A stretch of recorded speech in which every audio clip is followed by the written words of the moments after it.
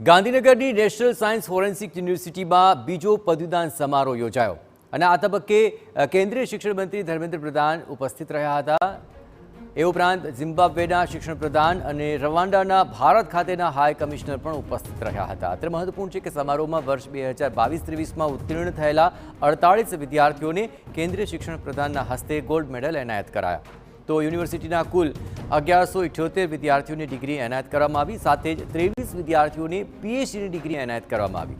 અત્રે ઉલ્લેખનીય છે કે નેશનલ સાયન્સ ફોરેન્સિક યુનિવર્સિટીમાં દેશ વિદેશના વિદ્યાર્થીઓ અભ્યાસ કરે છે, જેઓ સાયબર ક્રાઇમ સંબંધિત પડકારો અને તેમનો સામનો કરવા વિવિધ કોર્સ વિશે ભણી રહ્યા છે। જોકે યુનિવર્સિટીએ 14 વર્ષના ટૂંકા ગાળામાં રાષ્ટ્રીય અને આંતરરાષ્ટ્રીય સ્તર સુધીની પ્રગતિ હાંસલ કરી છે। જુદા જુદા દેશોના હતા અને 37 છોકરાઓ તેવા હતા જે વિદેશથી ખાસ ડિગ્રી લેવા માટે આવ્યા હતા, એટલે ખૂબ સરસ રહ્યું।